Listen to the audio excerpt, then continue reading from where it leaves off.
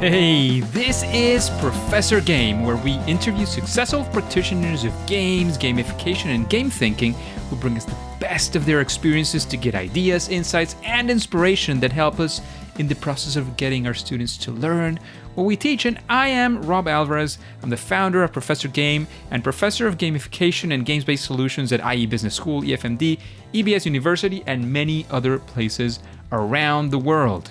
And if this content is for you, then please go ahead and subscribe to our email list for free at professorgame.com/subscribe. Hey, engagers, and welcome back to another episode of the Professor Game podcast. And we have today with us AnnMaria. But AnnMaria, we need to know before we formally start, are you prepared to engage? I am very prepared. So welcome, AnnMaria. Welcome to this Professor Game podcast. And we have you here because let me quickly go through your intro.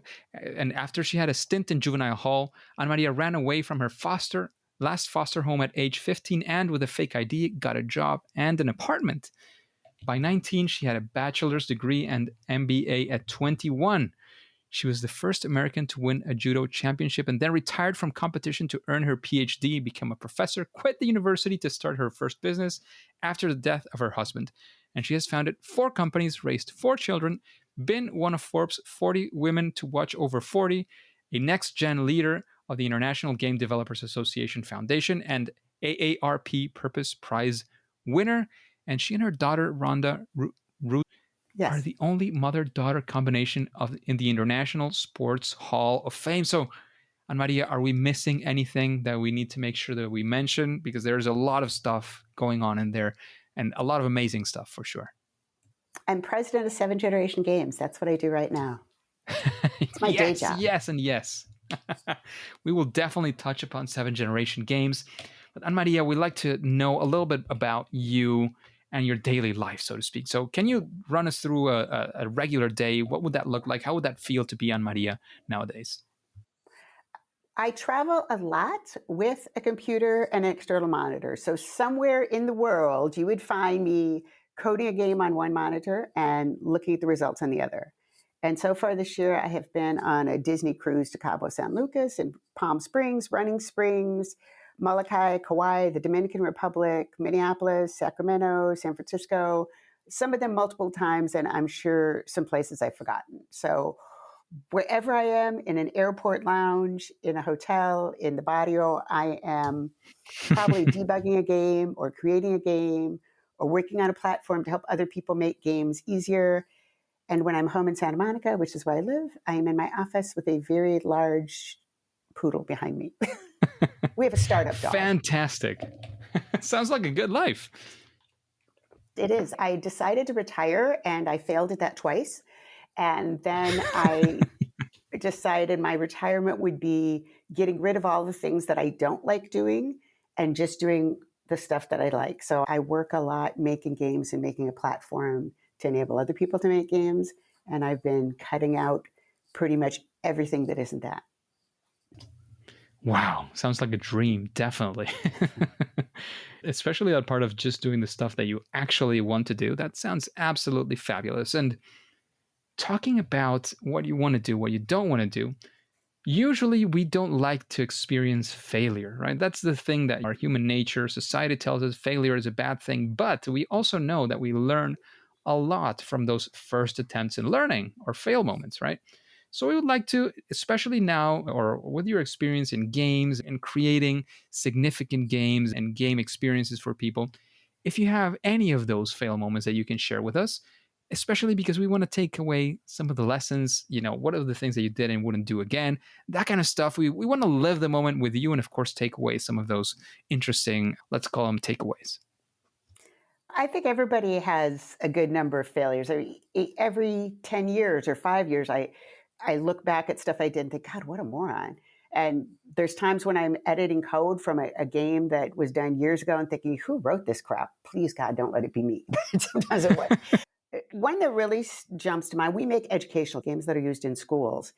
And when we started 10 years ago, we thought that what was really going to be successful was games that were in virtual worlds, something that kind of mimicked what kids play on their computer, on their Xbox. So we started developing for computers, for Windows, for Mac, because something installed on the device could be a much bigger, more realistic virtual world. And now, at least in the US, the vast majority of schools have gone to Chromebooks, with a smaller proportion going to iPads. So we really didn't understand at the time the market that what teachers want is something that they can click on and their students can use right now. What they don't want is something that needs to be installed on a device. So we had to completely change our idea of what kind of game we could make that kids would use in schools, because it had to fit with what schools could pay, which was definitely not the $50 per person per game that you're paying for Assassin's Creed or something. So we had to change from developing for Windows and Mac to developing for the web.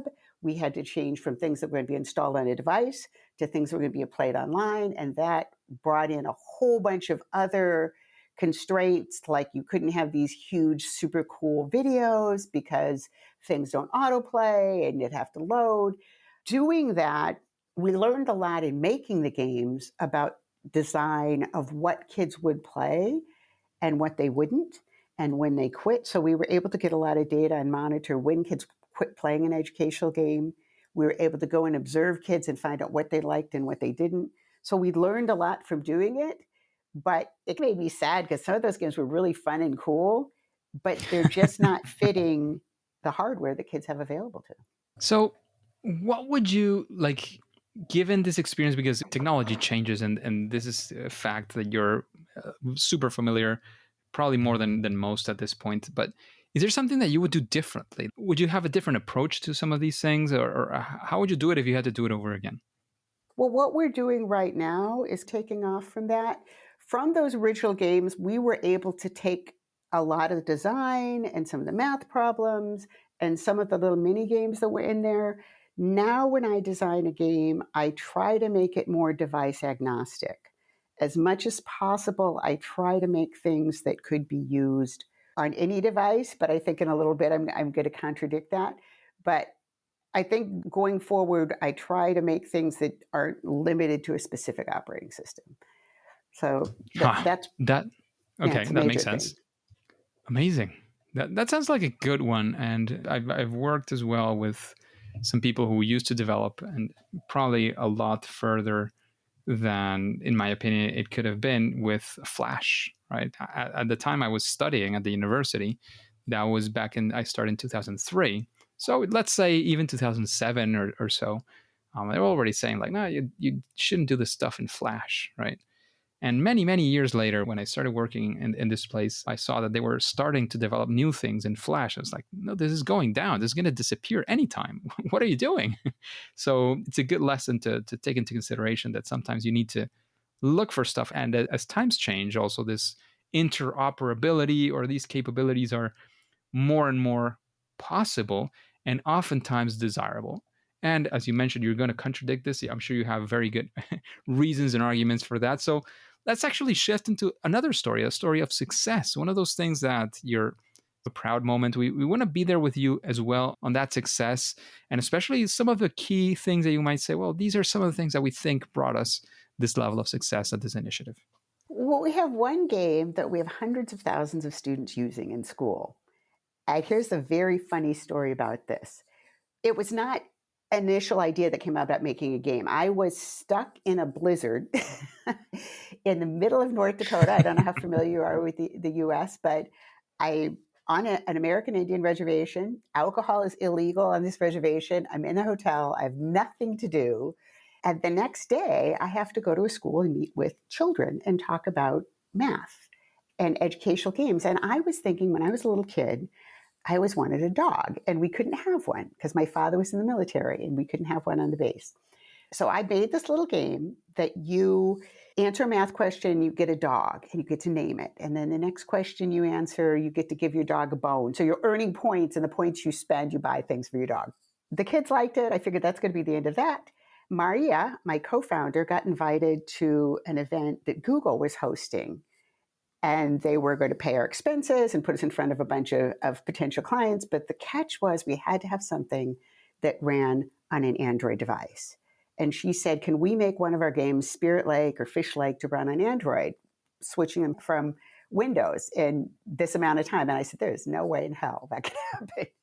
But I said, I have this little dog game, and we could put some other things around it where you answer math problems and you get points, and we could make something where you could spend your points like in a store, and that could be done. And so that game became Making Camp, which is now Making Camp Ojibwe, and we have a whole series, and hundreds of thousands of kids play it.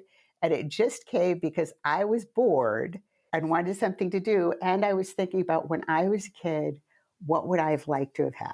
So that's where that all came about. And it's got featured, I think, in an Android developers conference this year earlier. There's a video you can find online with a couple of million views of people looking at Making Camp and what we did. That's when you think of inspiration can come from anywhere, right? And there was actually a conference a few years ago. I think this was the first gamification in Europe that was organized, which was in Brighton in the UK. I remember, I think it was there that Marigo, one of the researchers in the field, was saying that in gamification, we look at people like yourself who make games, and we draw inspiration from what you guys are doing to see how we can perhaps build some stuff that is engaging, just like games, right? And she started researching and saying, well, yeah, but where do games find the inspiration, right? And it's like anywhere. But the phrase she used stuck with me. And she said, games find inspiration from daily real life. And you were talking about, children wanting to have a dog and this kind of thing. And that's daily, just normal life things that people are saying, well, that's too normal. That's too regular. Yeah, but depending on how you spin it around, it can also be something exciting and interesting and turn into an interesting game. Isn't that right?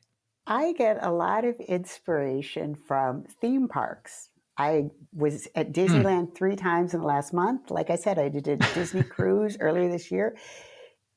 I've been to Universal Studios this year because they're all about building an experience. And if you ever read Jesse Schell's book, The Art of Game Design, and he talks about juice, just those extra little things. If you're at Disneyland or Universal Studios and you look up, 2 stories up, they have flowers in the windows. They have all these little touches without you even necessarily recognizing it, make a game cooler and more fun.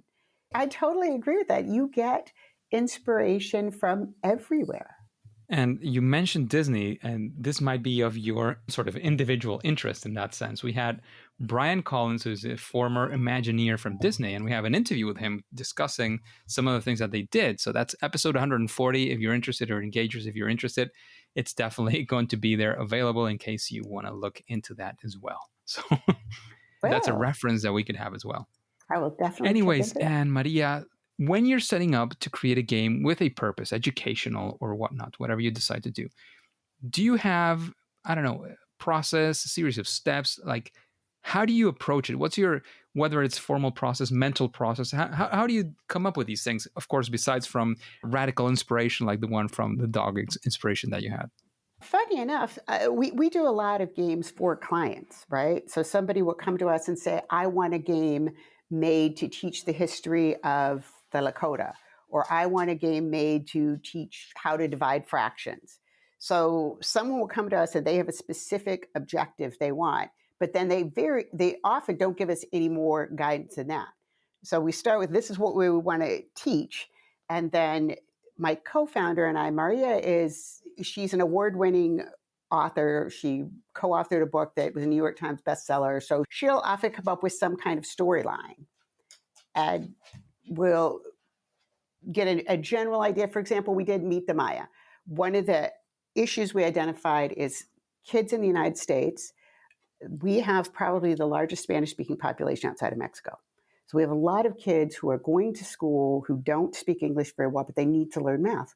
So we come up with this idea, let's make a game that teaches math, but we'll make it so they can click on a button and it will change all the text in the game to Spanish.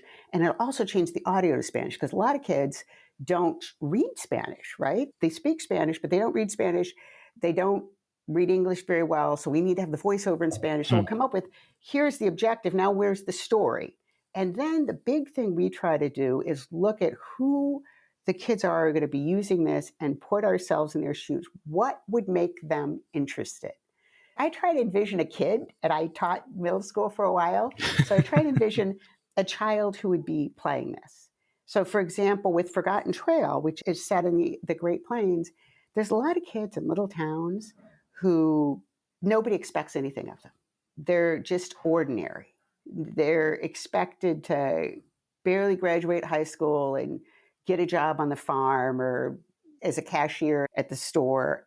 And maybe they'd like to do more than that. So, Forgotten Trail, I started with that. And if you were that child, what could you do? You could learn that your family, your ancestors did this, the Forgotten Trail, the Ojibwe migration, where they walked from basically Canada to the middle of the United States, and then start with following that up.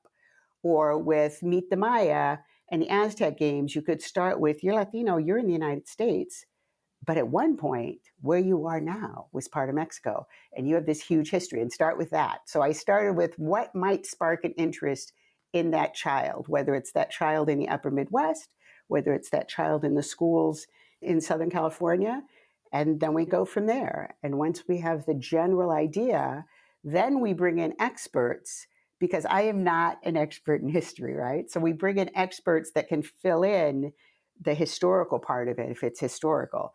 Like when we did Meet the Maya, we actually flew down to Belize on the Guatemala border, and we went to the Mayan pyramids with a guide who was Maya and learned about the history. We took pictures of the jungle and gave those to our artists. So we try to make everything as historically, geographically accurate as we possibly can, because we know that a lot of these kids live in communities that are very poor, either because they don't have any money or they're in a very remote area.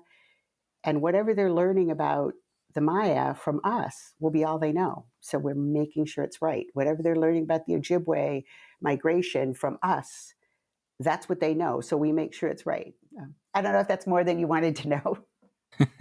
It's actually great to hear all of this. Those are the kind of sort of juicy details that sometimes some people are not going to give away, so to speak, in an interview, but that are definitely well priced by people who are listening and say, oh, that's the kind of going into the depth of things that sometimes can make the interview a lot more interesting. And that, every now and then we get somebody to I want to say generously get into the weeds and say, well, this happened and this specific thing. And here is an example of how we do this and that. So it really helps clarify oftentimes with examples. What are we talking about? Because our audience can be, somebody who's been doing this for some time, or it could be somebody who's listening in for the first time and is figuring out what this whole, educational games can be, or gamification in education, or for any other purpose as well. So it definitely is something that we are looking for. And thank you for giving us actually that level of detail AnnMaria. And talking about all the experience that you've had, I'm sure that you've run into plenty of these, but is there one best practice or something that you would say, well, if you're going to go for an educational game, do at least this thing and it'll be, again, at least better than it would have been if you didn't do it?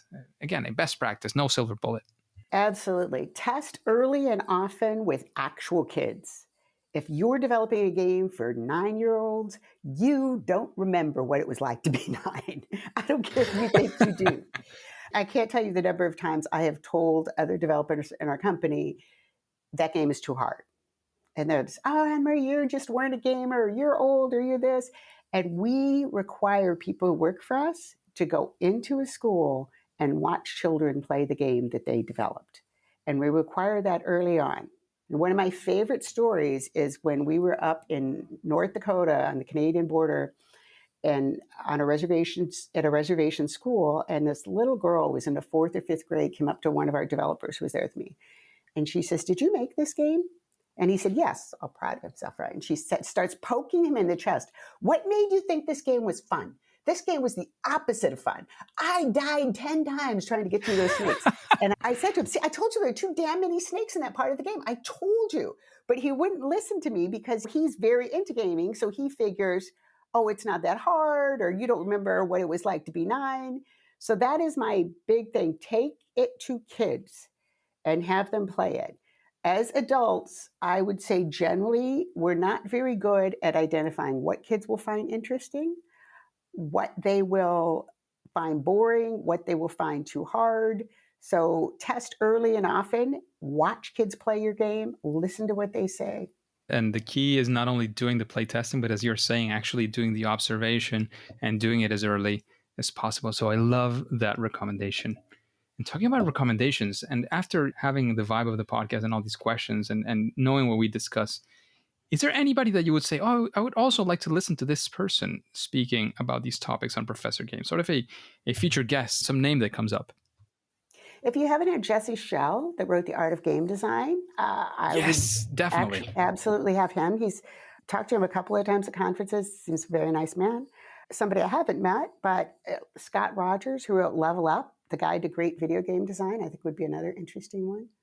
Scott Rogers, I haven't heard of him. Maybe I have. It's maybe just my memory playing tricks. But Jesse Schell is actually episode 102. Yes, What? How did Jesse I miss Schell. that? What? Now I have stuff to do. The next time I'm stuck in an airport and waiting for my flight, I have new podcasts to listen to.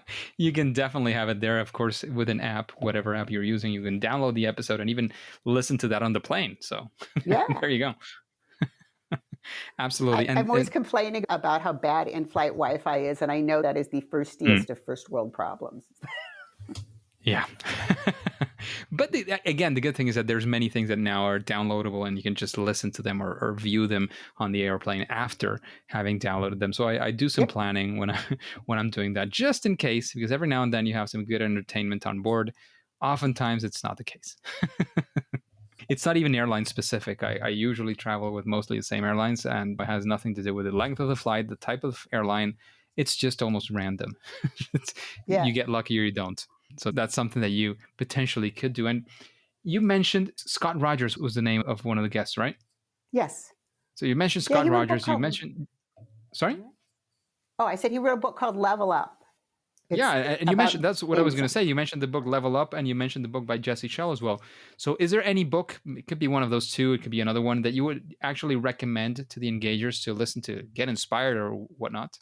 I think if you're looking specifically for game design, those two, The Art of Game Design and Level Up, the Guide to Great Video Game Design, are both really good.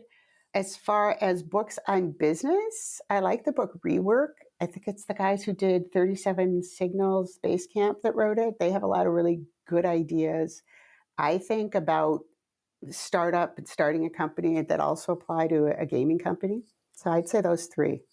Amazing.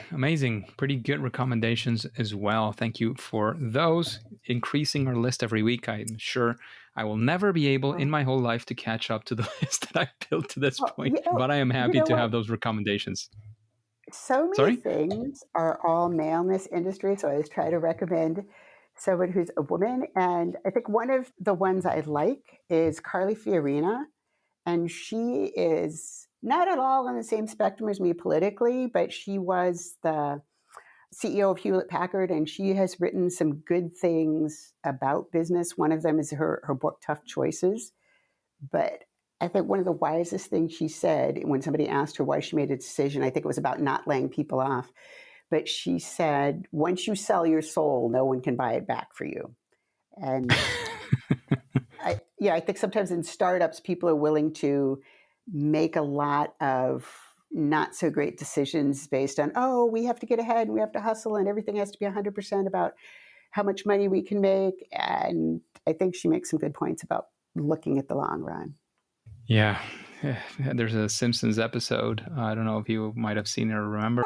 Then it's him trying to buy it back or to get it back because he can't enter into the Quickie Mart or all these things because he doesn't have a soul. And then he starts dreaming about things he can't do. And he sees Milhouse having an extra soul that can help him out. That stuff. It's a funny episode, but some of the lessons you can actually extract are those kinds of things. Like, don't just sell your soul for a few bucks or for many bucks. In any case, it's not worth it. My husband's memorized every Simpsons episode. Oh my gosh. He will listen to this podcast just because of that now. There you go. You have a new listener now, at least, even if just for this episode. I'm happy to have him on board for sure. And we talked about the recommendations of what other people's great work is. In your case, what would you say is your superpower in this game creation world? What would you say you do at least better than most other people? Just like with superpowers, it's not exclusive, right? oh, I fly, so you're only Iron Man can fly, right? No, there's Thor, there's from the DC world as well. Other people can have it, they have it, and it's a fantastic thing. We focus on educational games, and I would say I'm very, very good at seeing what will make a kid learn. And there are two things that are involved. One is they have to actually play the game. No one ever learned from software they didn't use. And so there's a lot of so-called games out there. You talk about gamification, stuff that is super boring, but you get some stupid little badge at the end of it. So the first part is seeing what will make a student play a game. And the second part is seeing what they will learn. Because there's also some so-called games, the worst of those games that supposedly teach coding. But there's things that are supposedly games out there, but you look at them and you think, what is the kid learning from this? And I've even asked my grandchildren, they're playing some kind of game, and I have one that's 3, they're in high school now. And I'll watch them playing something. I'll say, well, what did you learn from that? And one of them, Ava, says to me, not a damn thing. So I think a lot of so-called educational games out there that are either bad education or bad games, that they are so boring that students don't play them, or they are, if you want, I would just say just stupid. They have something, they're saying, we're teaching coding because coding involves if-then, and if you move this block over here, the cat goes meow. That is not coding. And I say this as somebody who started coding with punch cards. That's just bull. So I think I'm very good at combining the two in a way. So for example, you're learning about fractions and you're riding your little character in the game to meet somebody from another tribe. And it's 6 days ride away. Where's the fairest place to meet? And the answer is you ride your little character to 3 days. Why is that? It's because 3 is half of 6. So putting things in context that kids actually learn them. And because my doctorate, I specialized in applied statistics, I really am driven by data. We had originally thought when we started making educational games that we would do, say, 2 minutes of gameplay, 2 minutes of math, 2 minutes of gameplay, 2 minutes of math. And then it would be about balanced out. The teachers, of course, wanted it to be all math. The kids wanted it to be all games. I had a co-founder that is no longer involved just because he went off to do other things. But he kept saying, well, if we just had more game, the kids would play it. Yeah, but then the teachers wouldn't let them use it in school, right? So what we found eventually was you don't do half and half. You front load it with a lot more game than education. And then as you get further in, you gradually increase it to 50-50 because now they're invested. I went through that part where I had to get across the road and I died 3 times doing that. And then I did these much easier math problems. I got those right. So now I feel like I'm smart. And then I did this other part where I had to search and find all the items that I need to continue on my journey. And so now when a math problem that's a little bit more at my grade level comes up, I'm going to put a little more effort in because I've already spent 10 minutes in this game. I'm already in level 3. So I think understanding how to combine both game design and education so that kids are actually learning and keep playing, that would be my superpower. Not as cool as flying. Amazing. Amazing. And that's a very important one to have in a world like this one. But now we get to the difficult question of the podcast today, AnnMaria. What is your favorite game? Oh, my kids always laugh at me because they say, Mom, you make games and you suck at them. I play World of Warcraft a very little bit. Mostly I do very quick casual games. I played Murder in the Alps. I play Scrabble or any kind of word game a lot. And the reason for that is I play Raid sometimes on my iPad. But the reason is, and I have a daughter who does Ronda, who had a contract with Facebook Gaming for a while. And mothers tell their children, no one's going to pay for you to play video games when you grow up. So you had better be studying your math or studying your biology, where in fact, Facebook did pay her a fair amount to play video games when she grew up. And she is like a level 103 in World of Warcraft or something. Like Activision sends her out levels before they come out. So she's beyond whatever levels are available in the public. Wow. And I told her, I said, I just can't do that. I can't spend 100 hours learning something that's not going to benefit me in the real world. I guess in her case it does because she gets paid. But My husband will play Assassin's Creed or Zelda, or my kids will play Super Mario Brothers, and they'll play it for hours and hours and hours. If I'm this play for hours and hours and hours and develop a skill, I want it to be something that lets me add a new kind of animation in a game, or let me add a block where teachers can do a new drag and drop type of assessment for students. So I'm not one to do the massive multiplayer games. I will play Scrabble on my iPad in Spanish, so my Spanish gets better. I'm not very exciting. Amazing. Thank you for that. So, AnnMaria, we're running towards the end of the interview. I know there's many more stuff that we could have discussed today. Probably we might do it in the future as well.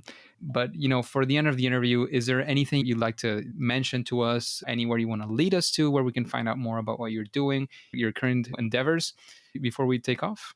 Yes, I am doing the coolest thing right now, I think. It's called 7 Gen Blocks, and it is coming out in a few weeks. So if anybody listening wants to be a private beta tester, they should hit me up. If you wanted to make an educational game and you didn't have a lot of educational game design background, or if you're a developer but not super experienced, this would allow you to make a game, and a good educational game. If you are super experienced, it'll just allow you to do it many times faster. We've been making games for years, and we started coming together. If you ever played with Legos when you were a little kid and you could snap together the Lego blocks and make things, this is kind of the educational game. You want a visual novel in your game, you go into this block and you just type in the code you want, and you can do it in multiple languages if you want. You want an image over that background, you just put the link to that. You want to do a maze that comes after the visual novel, drop in the block for that. So it is the coolest thing. Obviously, Lego will sue us if we called it Lego for Games, but so we call it 7 Gen Blocks, and it's sort of snapping together pieces of educational games with all of the knowledge that we've gained over the 10 years we've been doing it built in. So it's the coolest thing I've worked on in a very, very long time. Amazing. Thank you very much for that. And where can we find out more about this endeavor? You can go to 7Gen Blocks. If you just go there, 7GEN blocks.com. There's a link to be in the private beta. Or if you want to go to 7generationgames.com, the number 7generationgames.com, you can learn all about our company and all the cool stuff we're doing and get links to tons of our games. So either of those places would be great. And if you're on Instagram, you can follow me at AnnMaria7. It's the number 7GEN, and see where in the world is AnnMaria today. Amazing. Thank you very much for spreading all of your experience, all that knowledge that you've been gaining throughout the years, all this experience that you have, sharing it with the engagers. But as I mentioned before, at least for now and for today, it is time to say that it's game over. Engagers, it is fantastic to have you around. And thank you for listening to the Professor Game podcast. And of course, as always, if you want more interviews with incredible guests like AnnMaria, go to professorgame.com/subscribe and get started on our email list. It is absolutely free. We'll be in contact. You'll be the first to know of any opportunities that we might have for you. And of course, before you go into your next mission, you can also, for free, subscribe or follow, whatever that looks like on your favorite podcast app. And of course, listen to the next episode of Professor Game. See you there.